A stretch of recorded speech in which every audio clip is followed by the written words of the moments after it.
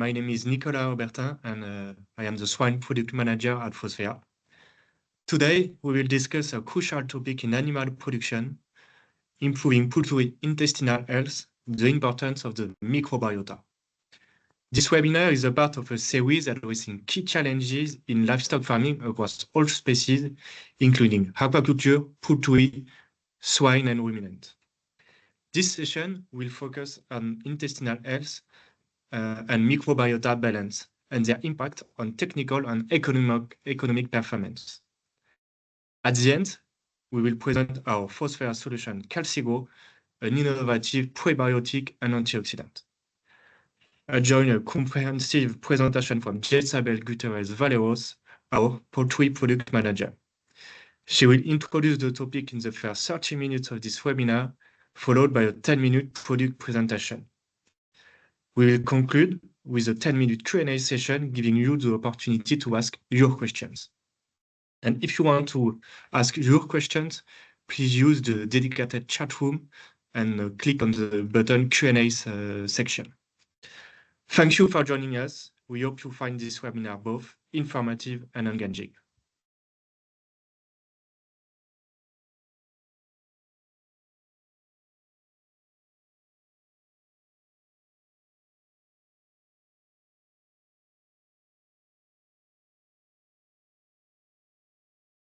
Good morning, everybody. Thank you so much for participating in this webinar.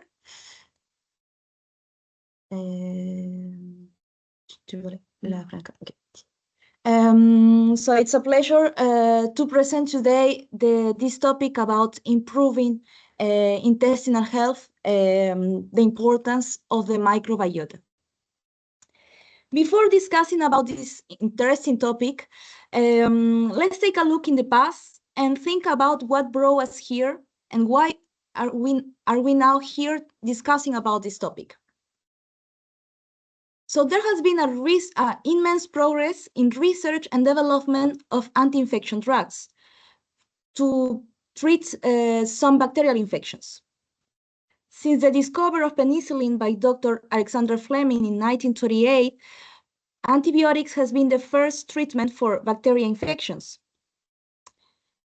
After, the use of antimicrobials in animals were documented at the first time in 1946. So why? Because antimicrobials could help to reduce mortality and enhance performance.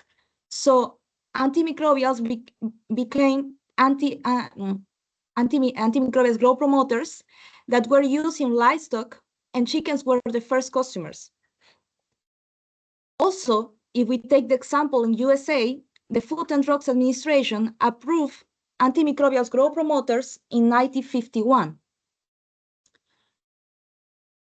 So antimicrobial growth promoters were the gold standard of performance-enhancing feed additives. Why? Because when we see different papers in different years, we can see that sometimes FCR can be improved by 2 and 8%, average daily gain 2 and 5. So it's really bearable, but we can see this effect in performance thanks to AGPs. But it's really bearable because all depends in the kind of antibiotics as well. The results are not the same with tetracycline or with virginiamycin. And also, until today, there is no clear-cut explanation behind the AGP's mechanism. It means that we saw these effects, these positive effects in mortality, in performance, but the exactly mode of action, it's until today not clear. So there is a paper from 2024 from Fernandez who explained a little bit how antibiotics can unpack the microbiota and the intestinal tract to have this productivity efficiency. So here we can see that AGPs can impact in the intestinal tract, in the microbiota. They will do the regulation of bacteria fitness and virulence mechanisms, so it means that they are going to modulate the microbiota. And another mode of action of the antibiotics is that they are going to do some mild stress against mitochondria. Mitochondria, the one who is going to produce energy in cells, they are going to have this mild stress triggered by these antibiotics, and they are going to become more resilient, more strong. So we are going to have this cellular tolerance and this adaptive response. Thanks to some signaling molecules, we are going to communicate between other distant cells as well. So all this mechanism helps to have this growth response, this performance response, and this productivity efficiency. And at the end, of course, we also saw some increased tolerance to disease.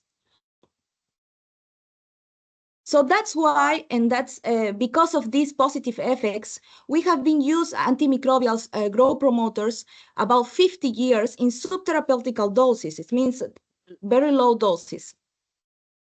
But another aspect that we have to take into account is that the use of these antimicrobials lead to the antimicrobial resistance due to livestock feed misuse. The first paper documented about streptomycin resistance, it's in 1951 in turkeys, and then with Escherichia coli and tetracycline in chickens. So everything leads to the antimicrobial resistance that when we see in numbers nowadays, for 2050, around 10 millions of that are going to be antibiotics will be the cause of these 10 millions of deaths in 2050. So it's a public concern. But of course, thanks to this science, thanks to these papers and these results, the science helps was like a boost in different countries to do some regulatory changes. For example, Sweden was the first country in 1986 to ban AGPs from the feed, followed by Denmark, followed by European Union in 2006, followed by Thailand in 2006 because it's an exporter country. Then we have Bangladesh, for example, in 2010, South Korea, and the latest countries were USA and China in 2017 and 2020. So thanks to this ban, for example, like we give an example of Europe, for example, where we can see that thanks to the ban of AGPs, we decrease the sales of antimicrobials. And we can see here the example of some countries in Europe. But another aspect of the ban of AGPs is the increase of incidence of diseases in livestock. So we ban AGPs, and parallel to that, we increase the use of AGPs because of the therapeutical use to the incidence of some diseases. For example, necrotic enteritis in poultry or colitis in swine. There is a paper from 2033 who show the use of antimicrobials in livestock with therapeutical use and made the comparison between 2020 and 2030. We can see here the white bars that are for 2020 and the color bars are for 2030. So we can see here in the left that the first antimicrobial will be tetracycline, that is going to increase by 9% in 2030. When we see by continent, we can see that Asia is going to be the first one to increase the use of antimicrobials in therapeutical use, followed by South America, Europe, and North America. The main countries that they study in this paper were China, Brazil, India, USA, and Australia, who make 58% of the global use. And when we talk about therapeutical doses, all depends in the kind of antibiotic, the kind of disease, the kind of species. So we can see an average of milligram per kilo for swine, poultry, and ruminants. And why we discuss about it? It's because nowadays we are looking for new alternatives to antimicrobial growth promoters. We know that in the market we can find a lot of them, but before choosing a good alternative, we need to know a little bit more about poultry health and the key aspects. So let's understand a little bit about this physiology and what we can what it's important in this intestinal epithelium as well. So birds has a shorter intestinal tract if we compare to mammals, and they compensate this with higher feed intake and an increase of nutrient absorption. So I can show here the digestive system of a turkey, and the first parts that we already know: the crop, the proventriculus, the gizzard, duodenum, jejunum, ileum, colon, ceca, and cloaca. So we have this digestive tract, we have this epithelium, intestinal epithelium, and we have this microbiota who are related. And we are going to see each of them in detail. So when we see in the small intestine, we can see that we have this mucosal surface that is covered by villi, and the villi and crypts are covered by enterocytes. They are crucial for nutrient absorption. One aspect of enterocytes is that in poultry, if we compare to mammals, the proliferation of enterocytes happen in the length of the villi, and in mammals is in the crypt. When we see the villi, we can see as well that we have this brush border in the membrane.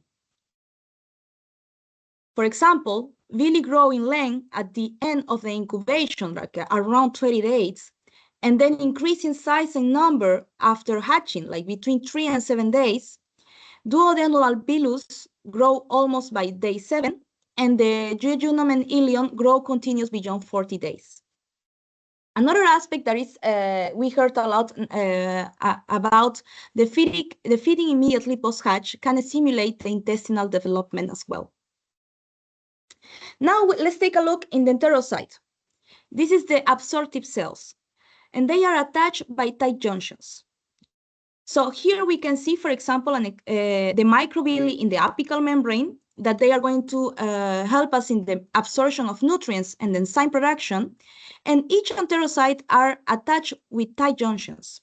They are important because they allow the free passage of water and electrolytes, but they are not permeable enough for organic molecules. So why I'm discussing about all this topic is because to maintain the integrity of intestinal epithelium, we need a balanced microbiota. We need a good integrity of epithelial cells, and also an effective immune system. And we are going to see that in detail. So we have the microbiota. The microbiota, it's a complex and dynamic organ who is going to respond to the environment. Microbiota can include bacteria, archaea, viruses, fungi, protozoas, but the more studied one are bacteria. Microbiota participates in digestion, in synthesis of nutrients and also vitamins, and also participates in polysaccharide fermentations into short-chain fatty acids like butyrate, acetate, and propionate. It's going to promote as well epithelial growth, and we are going to protect against pathogens thanks to the competitive exclusion. They're going to develop and modulate the immune system. And how I explained early, they are going to respond to the environment because microbiota will change according to the location, to the litter, to the temperature, medicine, hygiene, housing, and feed. These are environmental factors, but we also have host factors. That it's the age of the chicken, the breed, the site in the gastrointestinal tract, the maternal factors, and the sex of the bird. So these are the host factors. When we think in microbiota, we can also have this lumen microbiota, who is like a little bit farther from the epithelial cells, that is going to be influenced by nutrients. We also have the mucosal microbiota, who is closer to the epithelial cell, and they are going to be influenced by host factors. Lumen and mucosal microbiota can influence each other and can be altered by the diet. Another important aspect of microbiota is that it's going to change according to the gastrointestinal tract. We're going to see that. So we have here again the same digestive system of a turkey. And at the beginning, we consider that gastrointestinal tract in chickens used to be sterile at hatch.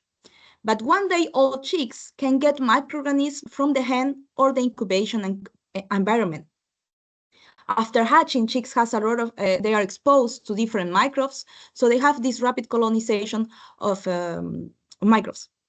So when we see here different parts of the gastrointestinal tract, like the crop, the ureter, and the colon, we can see that they are mainly colonized by lactobacillus, who could help to starch decomposition. But what happened in the other part of the gastrointestinal tract? So in the small intestine and ceca, for example, we have a complexity of microbiota, and we are going to see that now. So first, let's see the quantity of bacteria here, and now the quantity of bacteria in the small intestine and ceca. So we know that in ceca, we have a greater diversity and abundance of bacteria here. And let's talk a little bit more about ceca. Why it's important, the ceca in birds. It's because we have these undigested carbohydrates fermentations, so the short-chain fatty acids, the butyrate, propionate, acetates. Here we can find high concentration of these short-chain fatty acids. Short-chain fatty acids can meet around 8% of energy needs in chicken. And the more important one is the butyrate, who has beneficial effects, who can provide energy for epithelial cells. There's another aspect of the ceca because Eimeriatinilla will impact this side in the gastrointestinal tract. They will impact the ceca. And Eimeriatinella, it's a parasite who will be a predisposition factor for necrotis enteritis. Necrotis enteritis is the one who is caused by Clostridium perfringens, who lives usually in the ceca. So now we have seen the physiology of the animal, a little bit about the intestinal epithelium and the microbiota, the importance of microbiota. Now, why it's important, these topics, is because nowadays we discuss a lot about nutrient digestion, about absorption of nutrients. But gastrointestinal tract is not only important for nutrient digestion and absorption, because it's the largest immunological organ. Here we can find a lot of immunological cells and also immunoglobulin A. So for example, here we have a healthy gut. We can see the beneficial bacteria, the strong intestinal integrity, this thick masking layer, and this immune response regulated. So this intestinal barrier could help us to prevent pathogens adhesion and regulate permeability. We will have this mucus production, this immunoglobulin A, and chicks embryos can also take immunoglobulin Y from the yolk sac. But what happens when we have this inflammation, when we have this imbalance, this dysbiotic gut? So we can see that we have this pathogen, we will have this immune response, immune mediator substance, like cytokines, for example. We will have this permeability and the disruptive tight junctions, who will allow the passage of pathogens, for example. So it's estimated that amino acid requirements for the synthesis of each milligram of immune response protein, 2.33 milligrams of muscle protein needs to be catabolized. So it means that inflammation involves systemic and metabolic changes, because we are going to take these nutrients, we're going to affect these nutrients metabolism. So we have the inflammation, and we're going to stimulate the immune system. This means that we are going to produce this macrophage and the T cells. Then we are going to produce cytokines like interleukin-1, interleukin-6, and tumor necrosis factor. They will send a signal to the liver to produce acute phase proteins. They are also to produce these acute phase proteins, they need to do muscle breakdown to use these amino acids to produce these acute phase proteins, who will help to the inflammation. Also, these cytokines will communicate with the hypothalamus here, and the basal metabolic rate will be higher, the cortisol will be higher, but the feed intake will decrease. So it's a conflict, because in case of an inflammation, we need nutrients to respond to the inflammation, but the feed intake decrease. And with this inflammation, it means that the gut microbiota has been imbalanced, and this facilitates the colonization of pathogens, causing inflammation and some alteration of intestinal integrity. We are going to see 4 of them. The first one is a parasite, Eimeria tinella. I told you they are going to attack mainly Zika. And we can see here the oocysts of Eimeria tinella and unsporulated and the sporulated one. This is the one who is going to infect the bird. And we can see here a photo of the lesion in Zika caused by Eimeria tinella. We can see these blood points in the Zika. When we see the numbers, we saw that there is a subclinical coccidiosis. There's a paper in Brazil who show that 3.5 of 10 birds were infected with Eimeria tinella, and they have this subclinical coccidiosis. And subclinical coccidiosis is also a predisposition factor for necrotic enteritis. Clinical coccidiosis will also decrease performance by, for example, less than 25% the average daily gain. In European Union, 9% of production losses were caused by this parasite. Then we have this bacteria, Clostridium perfringens, and here we can see the signs of necrotic enteritis in the small intestine. So the toxin production of this bacteria will cause damage in the small intestine and the liver. So clinical necrotic enteritis can also decrease performance. And in USA, in a paper, they show that they can lose around $1,800 per flock because of necrotic enteritis, because of this bacteria as well. So we are going to have this severe depression and a higher mortality. And Eimeria tinella, the parasite here, is not the only predisposition factor. We also have other predisposition factors who can be the higher incorporation of animal byproducts in the feed, wheat, barley, and oats. Why? Because we are going to have these not digested proteins, these not starch polysaccharides that are going to be higher. We are going to have this viscosity and then this slow passage rate. So it means that bacteria, they are going to grow easily and they're going to produce more toxins. Another bacteria is Escherichia coli. You can see here what it can do in the lungs, in the kidneys, and in the small intestine. The mortality can be higher than 20%. We can also see some performance decrease, like the drop in egg production between 3 and 20. Subclinical avian pathogenic Escherichia coli can also cause some decrease in performance, like less than 2% of body weight and more than 3% of FCR. And why it's important, this bacteria, is because we can find higher rates of antimicrobial resistance in different bacteria. They can be resistant to tetracycline, streptomycin, and sulfa drugs, among others. The latest one, and I think that we all know about this bacteria, it's Salmonella. We can see here what it can do for the liver, for the spleen, and for the heart, the pericarditis here. Salmonella will attack all the birds of all ages, but the youngest ones are the most affected one. So in USA, they estimate that Salmonella can cost $11.6 billion, and European Union every year they can cost 3 billion euros. The treatment, we know that there is not recommended treatment for this bacteria. Why? Because it's a public health issue, and also because Salmonella has this mode of action that is going to infect the epithelial cell. They're going to manipulate the epithelial cell, and they're going to stay there. When we use antibiotics, the Salmonella will stop their cell division when antibiotic is attacking. So it means the antibiotic will kill the bacteria when they're reproducing itself. But Salmonella is like a tricky bacteria because that's why it's difficult to kill this bacteria.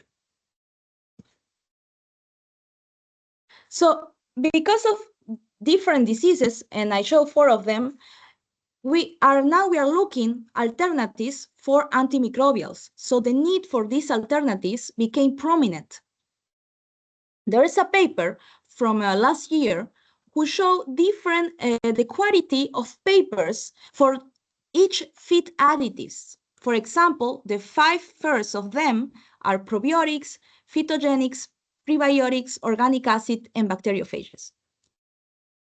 So we can see here how is the number of publications who increase from 2009 to 2022. Why I show you this? Because it means that the institutes, universities, and different enterprises are more interested to find, to know more about these feed additives and to get the best alternative to antibiotics. So I will show you 4 examples. We have phytogenics, organic acid, probiotics, prebiotics, and all of them will help you to enhance feed digestion, to inhibit pathogens adhesion. So they're going to have they're going to have benefits for the animal. But they can also have some weak points. For example, phytogenics can need larger doses to have a good effect. Organic acids, the doses can also damage esophagus and stomach. Prebiotics, we know that about inactivation of probiotics in feed preparation, transport, and storage. And prebiotics, well, a higher use of prebiotics can cause fermentation in the intestine. But these are only weak points, because when we see different papers, we see that there are good results with these feed additives. For example, prebiotics, there is a study in 2020 who show an improvement on average daily gain and FCR and a reduction of coliforms population when they use 1 kilo per ton of G cells walled prebiotics. So we have good results using these feed additives. To conclude and do some key points about all the different things that I discussed today. So we know that AGPs were used in subtherapeutical doses for at least 50 years, who leads to antimicrobial resistance because this list of feeds misuse. Until today, there's no clear-cut explanation about AGP's mode of action. Thanks to the science, countries they made regulatory changes, but the ban of antibiotics lead to the increase of incidence of diseases. And in parallel, we increase the therapeutical use. Then we saw the physiology of the animal and the intestinal epithelium.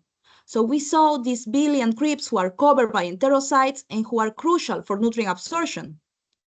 Another important aspect in poultry health is the microbiota, which is a complex and dynamic organ, and it's going to respond to the changes of the environment.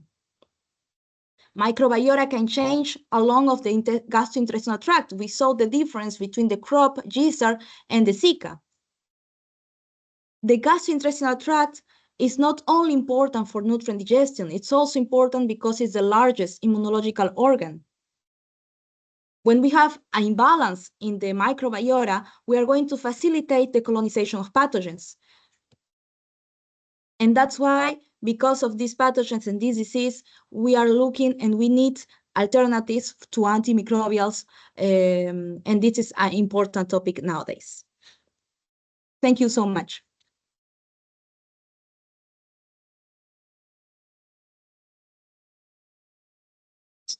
Thank you very much, Jetsabel, for this first part and the complete presentation on the importance to manage the intestinal health of the poultry.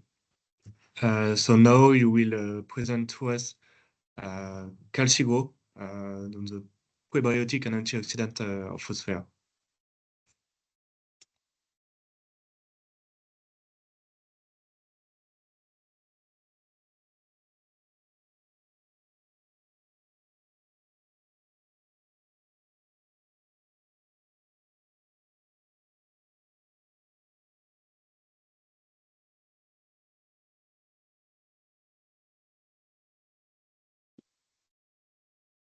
Okay, so now we saw about, we saw recently about the use of these feed additives and the different options that we have in the market. So Phosphea can also propose some solutions. This solution is Calcigrow, that it's a probiotic and antioxidant product that is going to be incorporated on top 1 kilo per ton. Calcigrow is a natural solution because it's a citrus extract in calcified marine alga. The key points of Calcigrow is that we are going to have two different effects. The first one is the probiotic effect, and the second one is the antioxidant one. The probiotic effect is thanks to pectinoligosaccharides, because we are going to maintain, thanks to these pectinoligosaccharides, we are going to maintain gut health, we're going to enhance nutrient absorption, such as calcium, and we are going to have a better calcium deposition in bones and eggshell. Thanks to the antioxidant effect, we're going to limit as well some stresses like bacterial contamination, for example. And let's take a look in the mode of action of the probiotic of Calcigrow. So these pectinoligosaccharides are going to be added on top of the feed, and we're going to stimulate the beneficial microbial population. The pectinoligosaccharides are going to be fermented into short-chain fatty acids, like butyrate, for example, who is an energy energy for the epithelial cell, and we're going to helps to promote epithelial cell proliferation and enhance nutrient absorption. This mechanism can help also to limit the pathogen sedation. When we have this fermentation of pectinoligosaccharides, we are also going to decrease the pH. So we are going to enhance as well the calcium absorption for bones and eggshell. Finally, Calcigrow is a natural product who contains pectinoligosaccharides and performs as a highly efficient prebiotic. When we see this table and the different prebiotics in the market, we can compare pectinoligosaccharides that comes from citrus extract, and we can see these two main points. The first one is the stimulation of beneficial bacteria like lactobacillus and the inhibition of pathogen sedation. So what we have to see here is that not all the probiotics do not have the same effect, but pectinoligosaccharides can have a more complete efficacy in microflora and invasion of pathogens. Calcigrow has different recommendations. For example, that depends in how we want to use it. For example, for laying persistency, for heat stress. But in case of environmental stress, we will use Calcigrow immediately, 1 kilo per ton for 20 weeks. This product has been used in different countries around the world, in different farm systems, in different production, and with different species like layers or broilers. Now I will show you one trial that we have done in broilers using Calcigrow to support antibiotic-free production.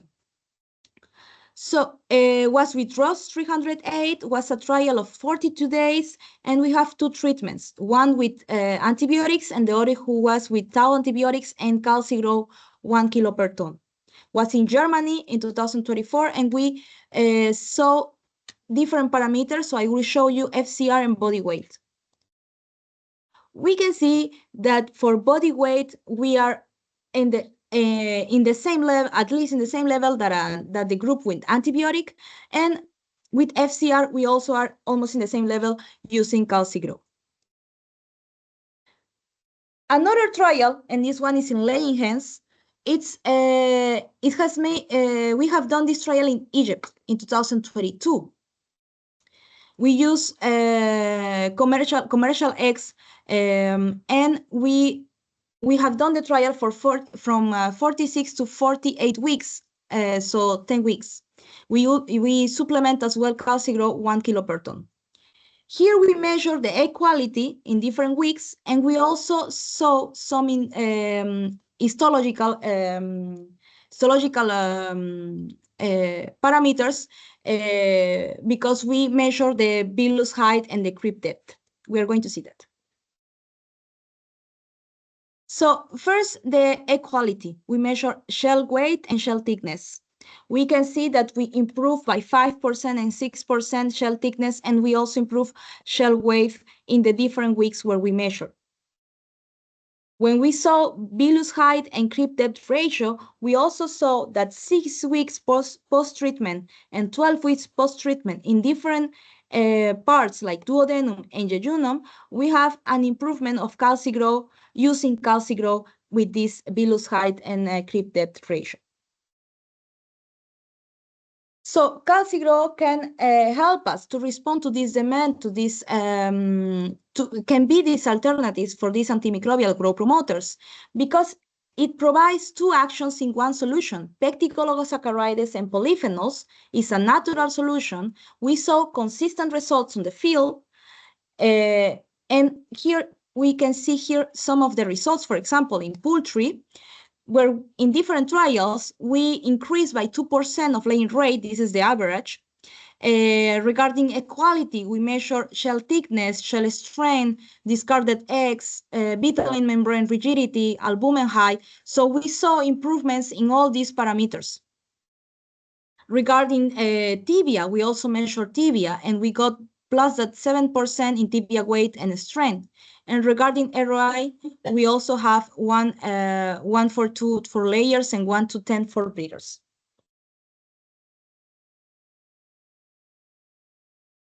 Thank you.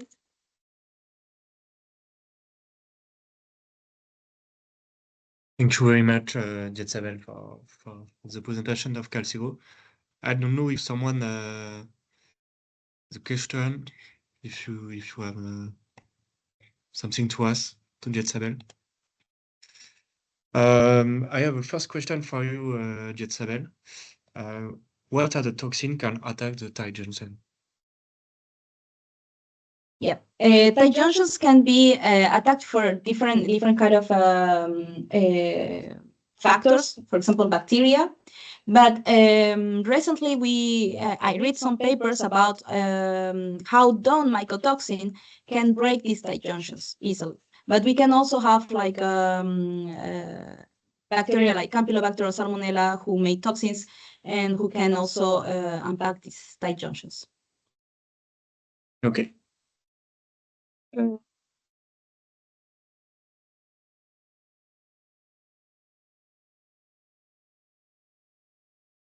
And which amino acid do we have to take into account to have a help in the immune response?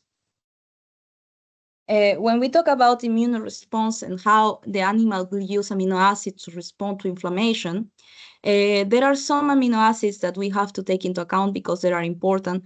For example, threonine for mucin production, to produce the mucus in the intestinal tract, and also methionine, who will produce cysteine and glutathione, that it's this endogenous antioxidant for the animal. So this is like the one of the main amino acids to take into account in nutritional strategies when we have this kind of inflammations, for example. Okay.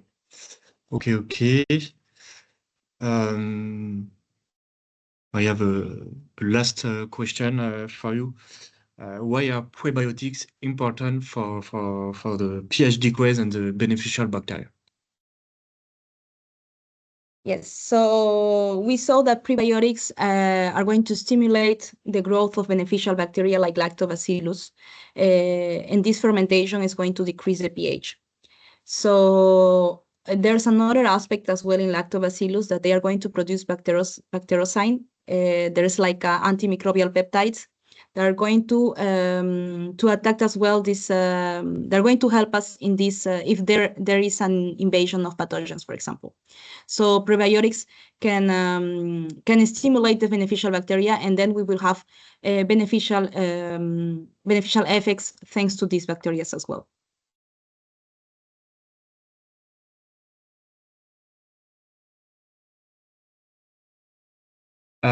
Yes, we have a question.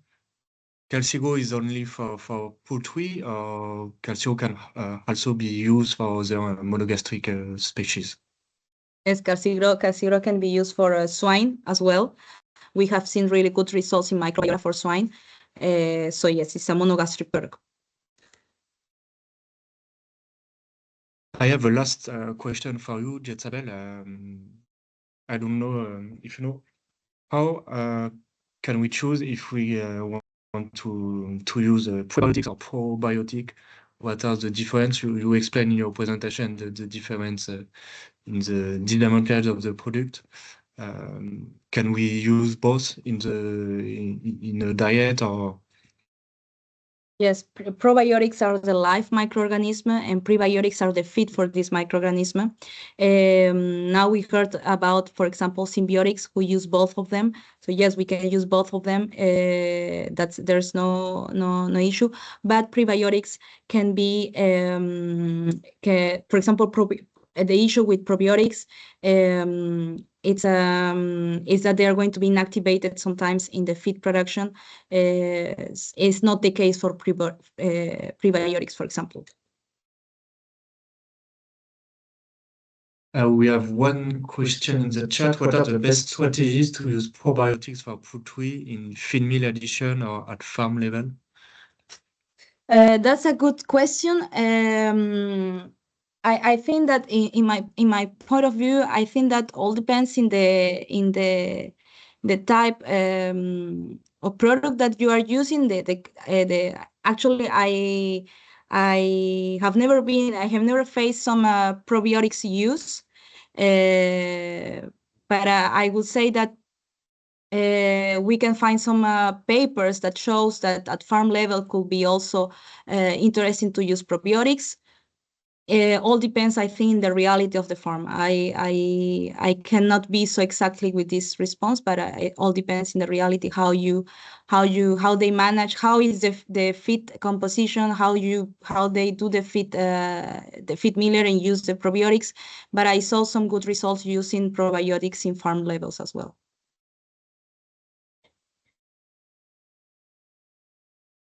Okay, I think we have time for a last question. Do we have an idea, you mentioned it in your presentation, about calcigo and the marine calcium inside the calcigo? The algae collection is sustainable? Yes, it's sustainable. We have a quality and regulatory department who can provide this information. We know that we have this sustainable collection with Litotam, with the red alga. Okay, thank you, Jetsabel. I think it's the end of this webinar. Thank you everybody for your participation, and have a nice day.